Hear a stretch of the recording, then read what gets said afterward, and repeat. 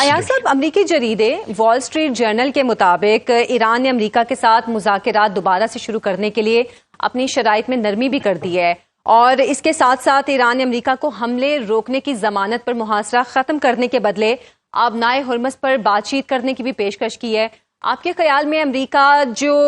ایٹمی پروگرام ہے اس کو سائڈ پر رکھ کر مذاکرات کے حوالے سے نرم رویہ اختیار کرے گا؟ نہیں، میرا خیال نہیں کہ وہ ایٹمی ہتھیار کے معاملے سے پیچھے ہٹ جائیں گے، کیونکہ وہی ان کا ایک بہت بڑا خطرہ ہے ایران سے، کہ اگر ایران کے ہاتھ میں ایٹمی قوت آ جائے تو پھر اسرائیل کے وجود کو خطرہ ہے، تو وہ کسی قیمت پہ بھی اس سے پیچھے نہیں ہٹیں گے۔ ہاں، اس کے اندر انڈرسٹینڈنگ کی باتیں دونوں کس جگہ پہ اس پہ راضی ہو جاتے ہیں۔ تو ابھی تو فی الحال دونوں طرف سے پریشر ڈالا جا رہا ہے کہ دوسرے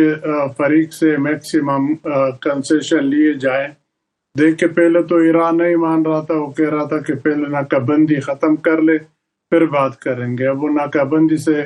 پیچھے ہٹ گئے، مزید اور اس پہ بھی راضی ہو گئے۔ میرا خیال ہے کہ اگلے ہفتے اگر امریکہ آنا چاہے تو پاکستان میں دوسرا دور شروع ہو سکتا ہے۔ تو دونوں آہستہ آہستہ راستہ نکال رہے ہیں کہ کسی طرح اس میں کسی انڈرسٹینڈنگ پہ پہنچ جائے کہ جنگ بھی ختم ہو جائے، پھر بات چیت کے ذریعے باقی مسائل کا حل بھی نکالے۔ ایاز صاحب، باقر کالیباف بھی کہتے ہیں کہ جو بحری ناکہ بندی ہے، امریکی بحری ناکہ بندی، وہ نفسیاتی جنگ ہے۔ ایک طرف یہ اکنامک وار کی شکل بھی اختیار کر چکی ہے، دوسری طرف سائیکولوجیکل وار کی شکل بھی اختیار کر چکی ہے۔ تو یہاں پر پریشر سب سے زیادہ کس پر ہے، امریکہ پر یا ایران پر؟ دو کہ ہمیں پتہ ہے اس چیز کا کہ ایران کا بھی بہت بڑا نقصان ہوا ہے اور اس کے لیے شاید نکلنا، اس نقصان سے نکلنا بہت مشکل بھی ہوگا، لیکن اس وقت نفسیاتی دباؤ سب سے زیادہ کس پر ہے؟ دیکھیے، کمپیریٹیولی شاید ایران کو نقصان اقتصادی طور پہ ذرا زیادہ ہو، لیکن امریکہ بھی اقتصادی نقصان سے مبرا نہیں ہے۔ اتنے دور بیٹھ کے بلاکیٹ کرنا، اگر میں فگر صحیح مجھے یاد ہو تو میں نے ابھی 1 گھنٹہ 2 پہلے پڑھا تھا کہیں کہ شاید ان کو امریکہ کو ابھی تک 500 بلین کا لاس آلریڈی ہو چکا ہے،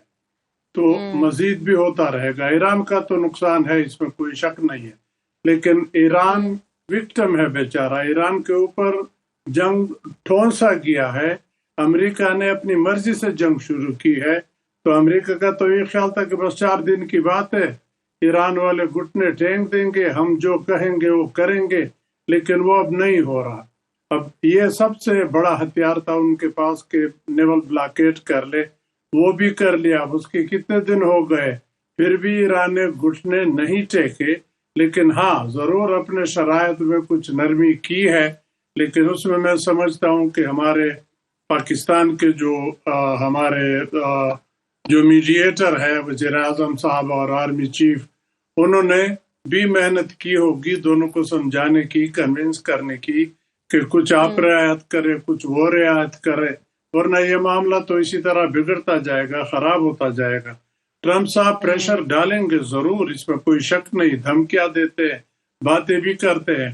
لیکن اس کی کون سی، وہ کیا کہتے ہیں، اونٹ رے اونٹ تیری کون سی کل سیدھی۔ اب آپ اس پہ وہ یاد آیا جب کنگ چارلس گئے تھے امریکہ کو، وہاں پہ جو ٹرمپ صاحب رائل پروٹوکول کو توڑ کے کوئین کے سامنے لوگوں سے ہاتھ میں لا رہا ہے، اس کو پیچھے چھوڑ کے، تو اس پہ تو کوئی اس طرح اعتبار نہیں ہے کہ وہ اب کیا کہتا ہے، کل کیا کہے گا، کل کیا کہا ہے، پرسوں کیا کہے گا۔ اب یہ دوسری بڑی امپورٹنٹ بات بھی نہ بھولیے کہ اب وہ 14 تاریخ کو چین جا رہا ہے، اور چین کا ایران کے ساتھ بہت ہی زیادہ مفادات وابستہ ہے، خاص کر 70% آئل تو چین کا ایران سے آ رہا ہے۔ تو کب تک چین یا روس جو بڑی طاقتیں ہیں اس ریجن کے، وہ کب تک یہ نیول بلاکیٹ برداشت کریں گے، کیونکہ نیول بلاکیٹ سے ہم سب متاثر ہو رہے ہیں۔ اب یہاں دیکھیں، ایک طرف چین والا معاملہ بھی آپ صحیح کہہ رہے ہیں۔ ایاز صاحب، آپ سے آخر میں جاننا چاہوں گی، مڈل ایسٹ کی کنٹریز جو اتنی بھاری تعداد میں اتنا جان لیوا اسلحہ خرید رہی ہیں، کیا ایران کے خلاف یہ اسلحہ خریدا جا رہا ہے؟ کیونکہ یو اے ای نے تو صاف کہہ دیا کہ ایران کو اب ہم ایک مستقل تھریٹ کے طور پر دیکھیں گے، تو یہ تمام کنٹریز کیا اب ایران کو ایک مستقل تھریٹ کے طور پر دے کر یہ اسلحہ اکٹھا کر رہی ہیں؟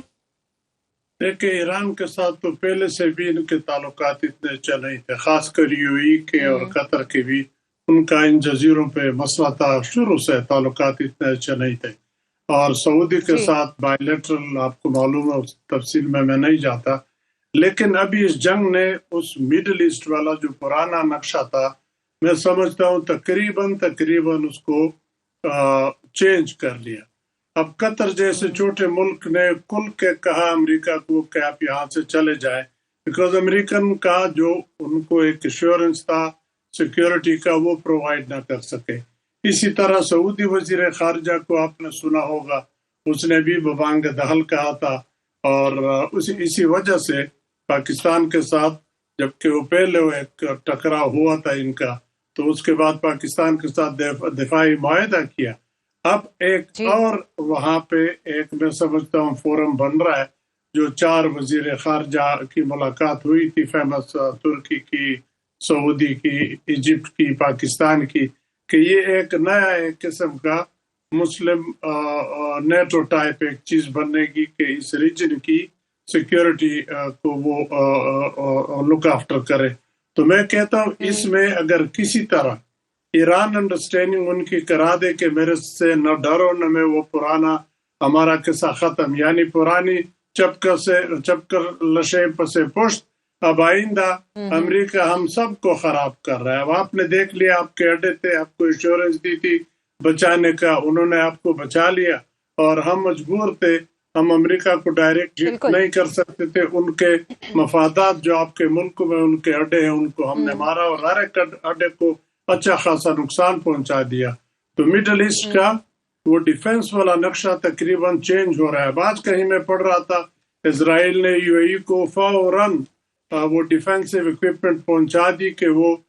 ایرانی ڈرون اور میزائل کوئی 20-30 کلومیٹر دور سے اس کو ڈیٹیکٹ کر کے ایک قسم کا آئرن ڈوم یو اے ای کا بنا رہے ہیں ایران کے خلاف۔ تو اگر اسرائیل کے وہ اتنے قریب ہے تو ظاہر بات ہے ایران کے قریب تو وہ پھر نہیں ہو سکتے، لیکن سعودی عرب اور ایران کی میں سمجھتا ہوں کچھ انڈرسٹینڈنگ ہو گئی ہے۔ اگر میں غلطی نہ کروں تو آج بھی شاید ایرانی وزیر خارجہ کا ان کے وزیر خارجہ کے ساتھ اور کے ساتھ بھی بات چیت اور یہ صورتحال بہت واضح طور پہ بتا رہی ہے کہ مڈل ایسٹ میں ایک جو ان ملکوں میں جو اتحاد تھا وہ اتحاد ٹوٹتا ہوا بھی نظر آ رہا ہے۔